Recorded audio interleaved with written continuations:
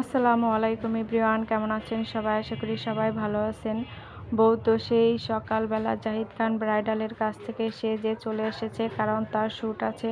এদিকে আমরা কেউই কিন্তু তেমন একটা রেডি হয়েছিলাম না। আমি অনেক তাড়াতাড়ি রেডি হয়ে একটু ছবি টবি তুলে নিচ্ছিলাম, কারণ আমিও বউর সাথে একটু আগে আগেই চলে যাব। এদিকে দেখি প্রায় সবাই রেডি সেডি হচ্ছে, এখন সাজুগুজু করছিল, সবাই সবাইকে নিয়েই ব্যস্ত। এদিকে আমার বড় বোন তো সব সময় লেট লতিফ, ওর একটু লেট হয়ে যায় সাজুগুজু করতে, কারণ ওর ছেলে মেয়েকে ওর আগে রেডি করে দিতে হয়। এই যে আমরা চলে আসলাম। চলে আসার পরে আমি তো আবার বউর সাথে আসতে চেয়েছিলাম, কিন্তু আসতে পারিনি। আর এখানে আমার ভাগ্নিকে একটু আমি ফটোশ্যুট করে দিচ্ছিলাম, আর ওকে কিন্তু মাশাআল্লাহ অনেক সুন্দর লাগছে। আর এদিকে দেখি সবাই ছবি তোলা নিয়ে ব্যস্ত, যেদিকেই যাচ্ছি ছবি তোলার জন্য লাইন লেগে থাকছে। আর আমার ভাবিটাকে অনেক সুন্দর লাগছিল। অনেক আত্মীয় স্বজন সবাই মোটামুটি চলে এসেছে, এখনও কিছু আসা বাকি আছে, কারণ বাসা থেকে কমিউনিটি সেন্টারটা খুব একটা বেশি দূরে ছিল না, এজন্য আমরা যার যার মতো পেরেছি এসে পড়েছি। অনেকে আবার আসতেছে, গাড়ির জন্য অপেক্ষা করছিল। এখানে এই যে আমার এই ভাগ্নিটা কিন্তু ডাক্তার, মাশাআল্লাহর জন্য সবাই দোয়া করবেন।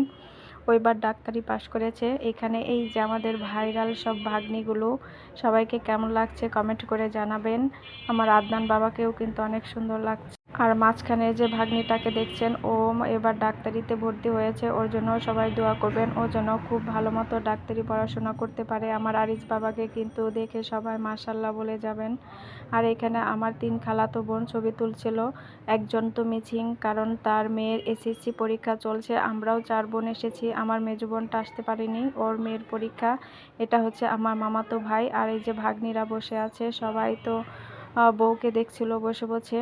আর এখানে আমার মা, তার নাতনি সবাই বউকে দেখছিল। আর এদের ভালোবাসা দেখুন, আমার মার বড় নাতনি এটা।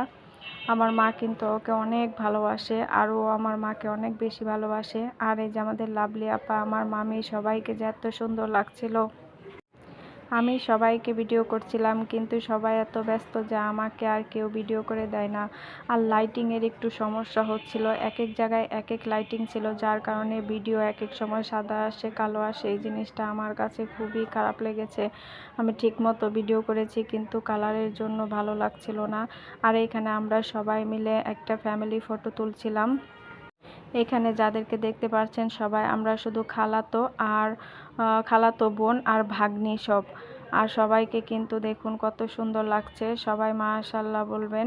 আর এখানে আমার মা তার নাতনি আর নাতিনদের সাথে ছবি তুলছিল, নাতি আর নাতনিদের সাথে ছবি তুলছিল।